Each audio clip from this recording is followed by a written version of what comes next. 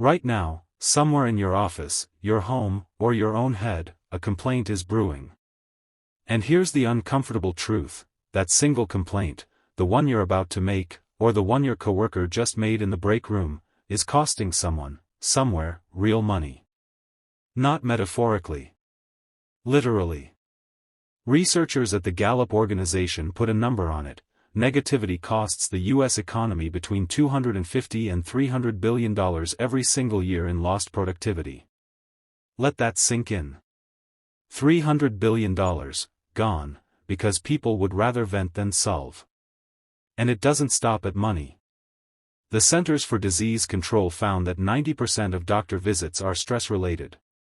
And when researchers asked workers what causes the most stress in their day, the answer wasn't deadlines, or workload, or difficult clients. It was their co-workers. Specifically, their co-workers complaining. So here's the question this book asks, and the question we're going to answer together over the next 40 minutes. What if the single biggest lever you could pull, for your career, your team, your company, and honestly, your own mental health, wasn't a new strategy, a new piece of software, or a bigger budget? What if it was something as simple, and as radical, as refusing to complain without also offering a solution? That's the premise of Jon Gordon's The No Complaining Rule: Positive Ways to Deal with Negativity at Work. And before you roll your eyes and think, great, another feel-good business parable, stick with me. Because this book isn't asking you to pretend everything is fine. It's not asking you to swallow your frustration and smile through gritted teeth. It's asking you to do something much harder, and much more powerful, to take all that energy you're currently pouring into complaints, and redirect it into solutions.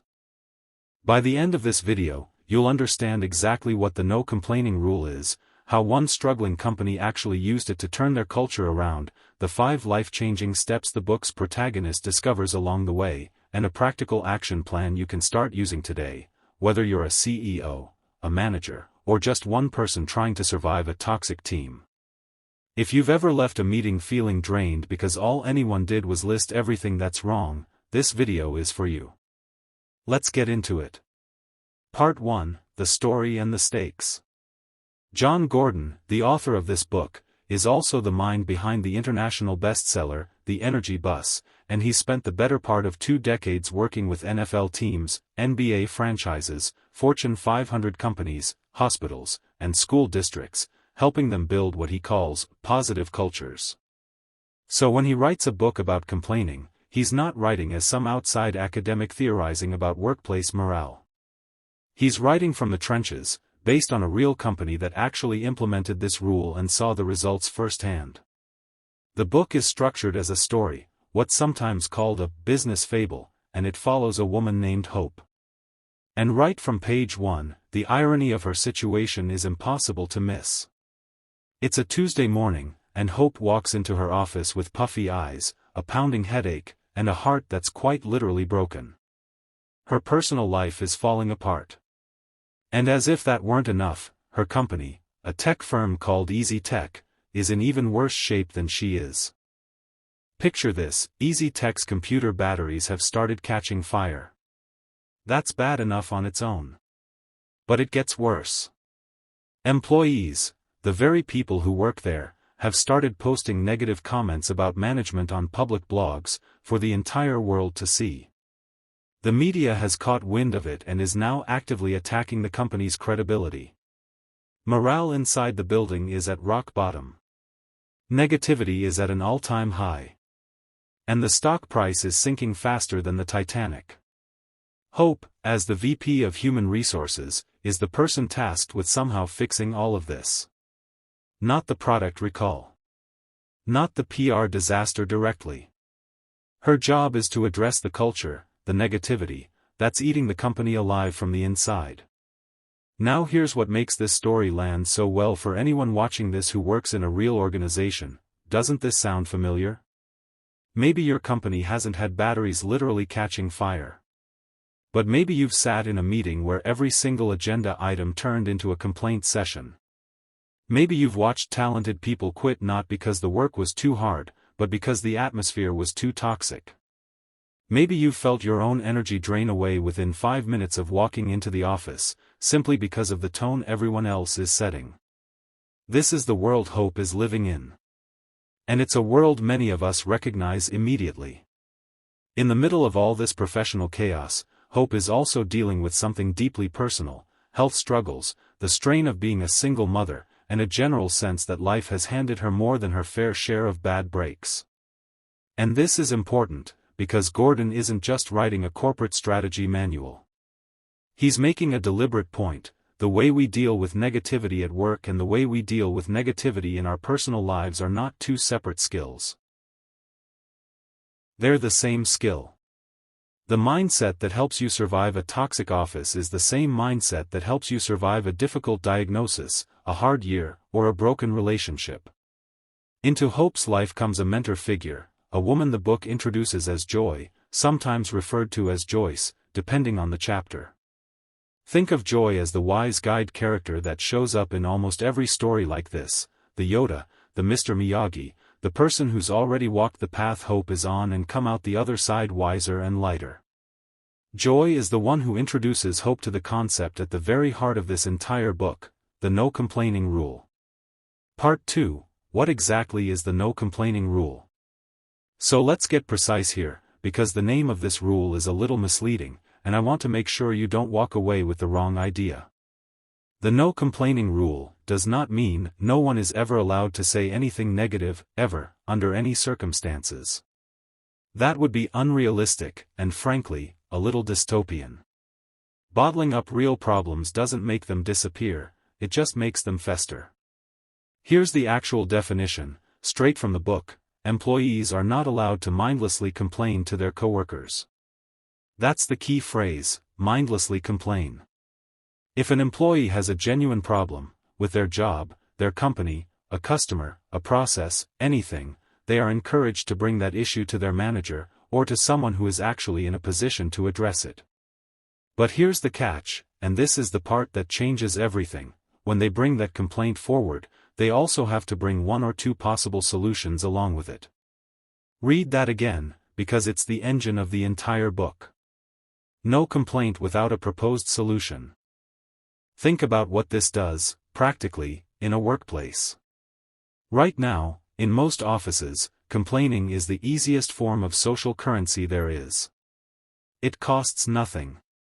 It requires no courage, no creativity, no follow-through.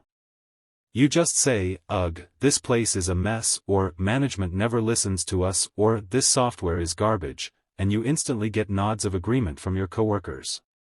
It feels good in the moment. It creates a sense of bonding through shared misery. But it produces absolutely nothing.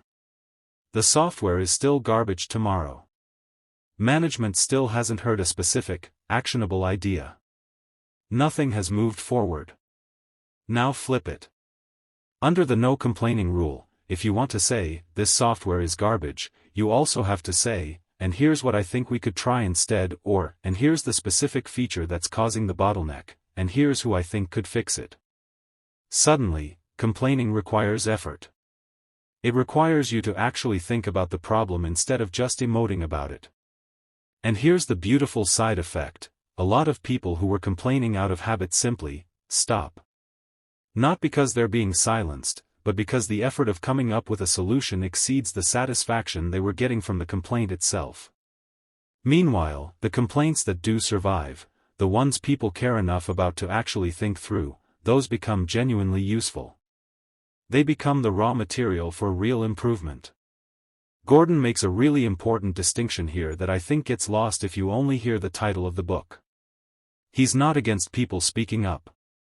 He's not against honesty, or disagreement, or even frustration. What he's against is what he calls mindless complaining, venting for the sake of venting, criticism with no constructive intent, negativity that exists purely to be negative. And he backs this up with a point that might surprise you, because it goes against a lot of pop psychology you've probably heard. There's a common belief that venting is healthy, that you need to let it out, or you'll bottle up unhealthy emotions. Gordon pushes back on this directly. He argues that while many psychologists say venting is good for you, in his view, they're wrong, at least when it comes to mindless complaining. Venting, he says, isn't a release valve that makes you feel better long-term. It's often just an outlet for negative thoughts and attitudes that ends up being destructive to the person doing it, and exhausting for everyone around them. Think about your own experience with this. Have you ever vented about something, really let loose about how unfair or annoying a situation was, and walked away feeling genuinely better, like the problem was actually smaller now? Or did it just sort of rev up the negative feeling, make it feel more real, more justified, more permanent? For most people, it's the second one. Venting doesn't deflate the balloon. It pumps more air into it. Part 3. Why do people complain in the first place? Before you can fix a behavior, you have to understand why it's happening. And Gordon offers a really useful, simple framework here. He says there are essentially two root causes behind most complaining. The first is fear and helplessness. When people don't understand what's happening around them, when communication from leadership is unclear, when changes happen without explanation, when people feel like decisions are being made to them rather than with them, that uncertainty creates anxiety. And anxiety, when it doesn't have a healthy outlet, often comes out as complaining. Nobody tells us anything around here. This connects to something Gordon points out about workplace negativity in general, that poor communication and a lack of information are some of the most common problems in business, and they create a vacuum. And here's the key insight: where there's a void, negativity will fill it. It's basic human nature. When we don't have information, we tend to assume the worst, and then we act as though the worst is already true. So the silence itself becomes the seed of the complaint. The second root cause is simply habit. For some people, complaining isn't really about fear or uncertainty at all, it's just become their default conversational mode. It's the way they say good morning. It's small talk. Ugh, Mondays, am I right? This traffic, I swear. Can you believe they scheduled another meeting? None of these statements are really expressing deep distress. They're just habitual noise. But habitual noise adds up. If every conversation starts with a complaint, the cumulative emotional weight of that, for the person saying it, and for everyone hearing it, is enormous over the course of a week, a month, a year. And this is where Gordon makes one of his most important points in the entire book: positive energy and negative energy both flow from the top down in most organizations. If leadership operates from a place of anxiety, secrecy, and crisis mode communication, that tone trickles down through every layer of the company. But the reverse is also true, and this is the hopeful part. If leadership commits to creating a culture where negativity simply can't take root, can't breed, can't grow, can't survive, that positive tone trickles down too. This is a profound shift in how most companies think about morale. Most companies treat negativity like a fire they have to put out, over and over again, every time it flares up. Gordon's argument is, stop fighting fires one at a time. Instead, build an environment, a culture, where the conditions for fire simply don't exist. Otherwise, he warns, you'll spend all your time fighting negativity rather than building something positive. It's exhausting, it's reactive, and it never actually ends. Part 4, The No Complaining Fast. Now here's where the book gets really practical, and honestly, this is the part that I think has the most immediate impact for anyone watching this video, whether you're a manager or not.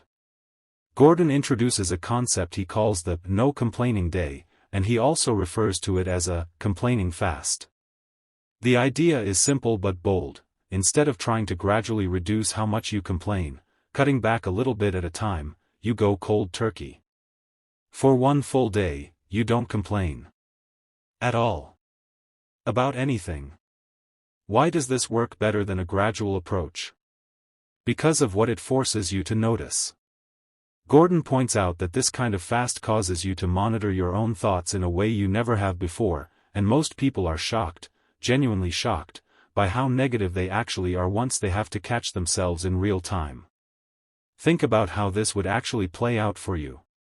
Let's say you wake up tomorrow and commit to a full day of zero complaining. By 7 a.m., you might already catch yourself about to say something about the weather, or the traffic, or how tired you are. By 9 a.m., in your first meeting, you might notice 3 or 4 moments where your default response to something was to point out what was wrong with it. By lunchtime, you might be stunned at how often the words, "This is so annoying," or "I can't believe they did that," were sitting right on the tip of your tongue, ready to come out automatically, without you even consciously choosing to say them. That's the power of the fast. It's not really about the one day itself. It's about the awareness it creates. Most complaining, for most people, isn't a deliberate choice, it's an automatic reflex, like flinching when something flies toward your face. The no complaining day takes something automatic and makes it conscious. And once something becomes conscious, you suddenly have a choice you didn't have before. Gordon frames this almost like fasting from food. When you fast from food, your body has to draw on something else for energy, and in the process, you become hyper-aware of your relationship with food, your habits around eating, the emotional triggers that make you reach for a snack. A complaining fast works the same way. You have to draw on something else, gratitude, problem-solving, simple observation without judgment, and in the process, you become hyper-aware of your relationship with negativity.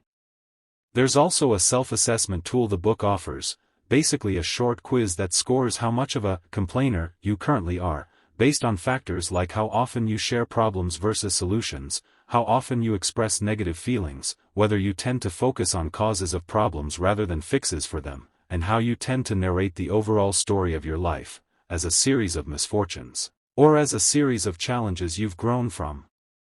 Depending on your score, the book places you somewhere on a spectrum, from major complainer, time for an immediate fast and action plan, all the way down to rarely complains, now focus on cultivating and sharing positive energy with others. The point of the quiz isn't to shame anyone. It's a baseline. You can't change a pattern you can't see, and most people have never actually measured their own complaining to solution ratio. Once you do, it's eye-opening, and for a lot of people, it's the wake-up call that makes everything else in the book click into place. Part 5, Hope's 5 Steps, Turning Misfortune into Fortune. As Hope's story progresses, both at work and in her personal life, she arrives at a set of 5 steps that become the emotional and practical core of the book. These aren't just steps for fixing a company. They're steps for transforming how a person relates to adversity in general. And the book ties them together with a striking statistic. Research has found something like an 80% correlation between people's worst experiences and their best experiences. In other words, the things that go the most wrong in our lives are very often connected, directly, to the things that turn out the best. Adversity, processed the right way, becomes the raw material for growth. Let's walk through these 5 steps one at a time, because each one builds on the last. Step 1 is to trust in a bigger plan. This is the hardest one for a lot of people, especially in the moment when something has gone badly wrong. It's the idea that even when a situation looks like an unmitigated disaster, a company in crisis, a health scare, a broken relationship, there might be a reason, a purpose, or at least a future benefit that you simply can't see yet from where you're standing. This isn't about passively waiting for things to magically work out. It's about not collapsing into despair the moment things go wrong, because despair closes off your ability to see the opportunities that might be sitting right next to the problem. The second step flows naturally from this: look for the opportunity within the obstacle. Every single complaint, Gordon argues, represents an opportunity to turn something negative into a positive. This is almost a reframing exercise. Instead of asking, "Why is this happening to me?" you ask, "What is this making possible that wasn't possible before?" A product recall forces a company to rebuild trust, and rebuilding trust, done well, can create more loyalty than the company had before the crisis. A health scare forces someone to reevaluate their priorities, and that reevaluation can lead to a richer life than the one they were living on autopilot. The obstacle and the opportunity are often the exact same event, just viewed from 2 different angles. The third step is about replacing complaints with gratitude and appreciation. This sounds simple, almost too simple, but the mechanism behind it is powerful. Your brain, biologically, struggles to focus intensely on two opposing emotional states at the same time. If you're actively scanning for things to be grateful for, a colleague who helped you, a small win in an otherwise hard day, the simple fact that you have a job to complain about in the first place, that scanning process literally crowds out the scanning process for things to complain about. It's not about denying that hard things exist.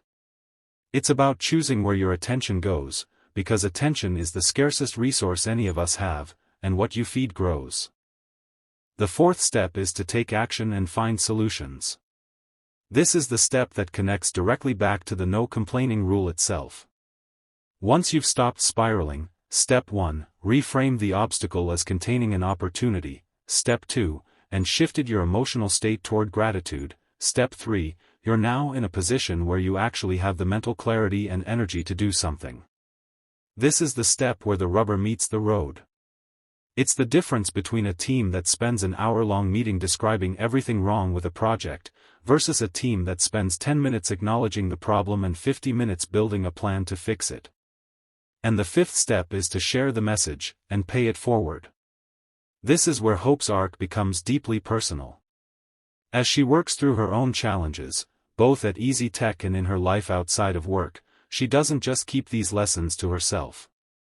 She starts teaching them. The book shows her writing down these principles specifically to share with her own daughter, Lauren, wanting to give her the tools to handle adversity with resilience rather than despair from an early age. She also starts volunteering her time, reading to patients at a hospital, finding that giving back gives her a sense of perspective that she couldn't get any other way. There's something important in this step. The 5 steps aren't just a private practice. They're meant to ripple outward. The positivity you cultivate in yourself becomes a resource for the people around you, your team, your kids, your community. Part 6, How this plays out at Easy Tech. So how does all of this actually land at Easy Tech, the company that started this whole story in crisis, with literal exploding batteries and a collapsing stock price? As Hope begins implementing the no complaining rule across the organization, the book doesn't pretend it's an instant fix. There's real resistance. Some employees see it as just another corporate gimmick, a poster on the wall that leadership will forget about in 3 months while nothing actually changes underneath. Some people, frankly, like complaining, and don't take kindly to being told there's a better way to communicate.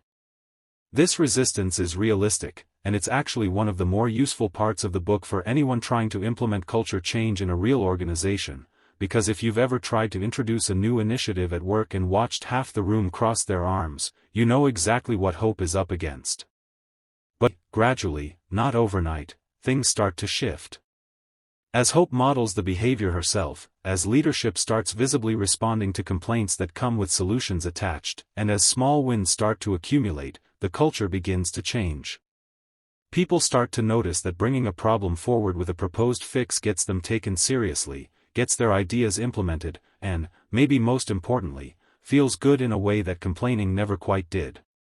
There's a sense of ownership that comes from saying, here's what's broken, and here's what I think we should try, that you simply don't get from saying, this is broken, and walking away.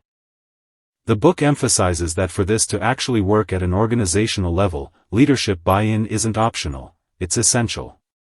If the people at the top of the organization don't model the behavior, don't take complaints with solutions seriously, and don't set clear expectations about what the no complaining rule actually means in practice, the rule will collapse under its own weight.